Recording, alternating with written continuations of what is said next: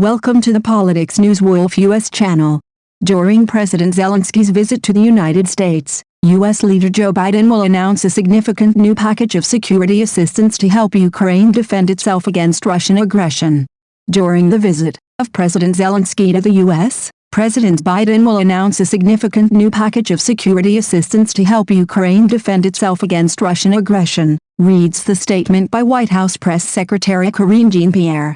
Statement by White House Press Secretary Karine Jean-Pierre on the visit of President Volodymyr Zelensky of Ukraine. President Biden has invited President Volodymyr Zelensky of Ukraine to visit Washington, D.C. to underscore the United States' enduring commitment to Ukraine.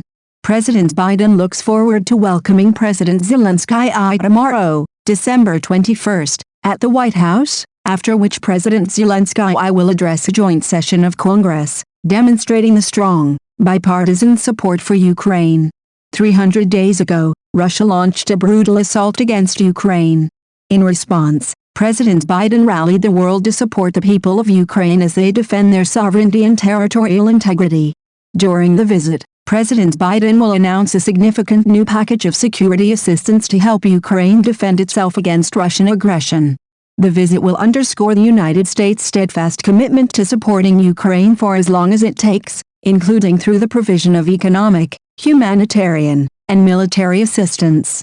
It is underscored that the visit of the President of Ukraine will underscore the United States' steadfast commitment to supporting Ukraine for as long as it takes, including through the provision of economic, humanitarian, and military assistance.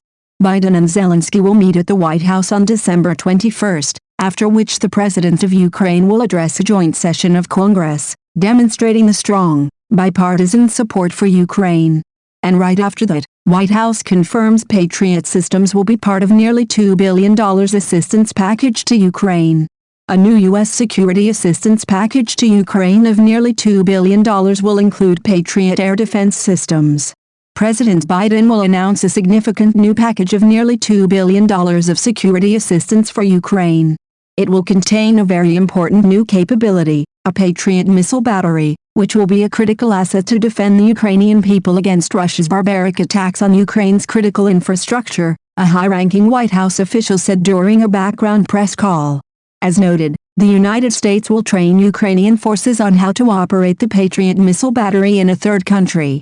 However, Russia still attacked the Donetsk region hard, the invaders shelling the entire front from Volodymyr to Lyman during the night. At night, the Russians shelled the entire front line from Volodymyr to Lyman. One person was killed in Volnovakha direction, and 2 people were injured in Volodymyr.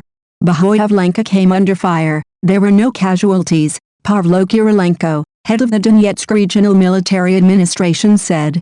He noted that there were no casualties in Donetsk direction but civilian objects were damaged. 4 houses and an infrastructure object were damaged in Kurakov, 3 houses and outbuildings were damaged in Kurakivka. Avdiivka, Mirinka, and Krasnohorivka also were struck at night and in the morning. In Horlivka direction, the Russians launched a rocket attack on Kostiantinivka the day before in the afternoon, damaging a kindergarten and 2 houses. In Bakhmut, 5 civilians were injured, 1 house was damaged.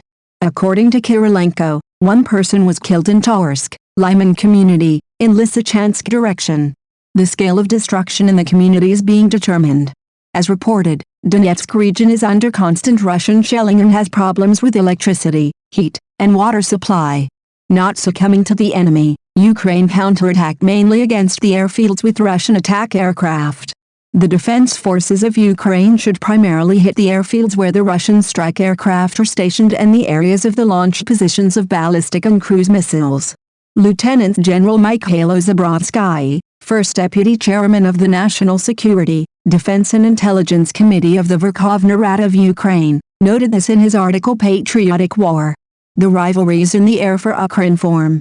The aerial sword should be combined strikes against the stationary targets of the enemy, first against the airfields of the base of the Russian strike aircraft and the areas of the launch positions of ballistic and cruise missiles. This will enable the Air Force and the armed forces of Ukraine as a whole to move from repelling airstrikes to retaliatory strikes, as well as preventive targeted strikes, Zabrodsky stressed.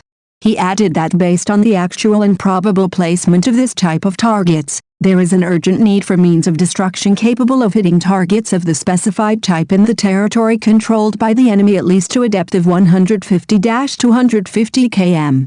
In his opinion, at least two ways of solving this issue are considered now. The first should be the expansion of the capabilities of strike aviation due to the use of more advanced models of aviation and missile weapons. The second is to increase the range of the M142 HIMARS complexes equipped with ATACMS missiles. Successful combined strikes at a limited depth have already entered the practice of combat work of the Air Force and missile units of the Armed Forces of Ukraine. Currently, they are limited only to the technical characteristics of certain types of weapons. The possibility to reach the airfields of the base of strike aircraft and the areas of the starting positions of the enemy's ground-based cruise missiles remains ideal. This ability to equalize the range immediately transforms the air war for the Russians and their satellite from an exciting adventure with combat launches into a deadly drudgery, Zabrovsky notes in the article. As reported, on December 5, explosions rocked Russian military airfields in Saratov region and near Ryazan, resulting in damage to aircraft. A gas tanker exploded at the airfield near Ryazan. 3 people were killed and 6 more were injured in the incident. On December 8, at least 9 planes disappeared from the Dyagilevo Air Base near Ryazan after the attack and were redeployed to other airfields. Yuri Ianit, the spokesperson for the Air Force of the Armed Forces of Ukraine, said that the Air Force of the Russian Federation redeployed strategic aviation inland after the explosions at military airfields. To date, the Ukrainian military shot down an enemy unmanned aerial vehicle worth about $6 million. During the day, Ukraine's Air Force launched 9 strikes on the enemy personnel, weapons, and military equipment clusters. Also, our defenders shot down an enemy four-post UAV worth about $6 million, the General Staff of the Armed Forces of Ukraine said. It was also confirmed that enemy ammunition depots were damaged in Kadiivka, Luhansk region, on December 15 and 16. The explosions at the depots lasted more than 20 hours. On December 20, a Russian military personnel cluster at the airfield in Kakhovka district, Kherson region, was struck. About 30 units of artillery systems of various types, self-propelled guns, MLRS, ammunition and fuel were kept there. Detailed information on enemy equipment and personnel losses is being clarified. The missile and artillery units of the Defense Forces of Ukraine hit an enemy command post and 2 manpower clusters. The occupiers organized a field hospital in the village of Novobudinivka, Zaporizhzhia region.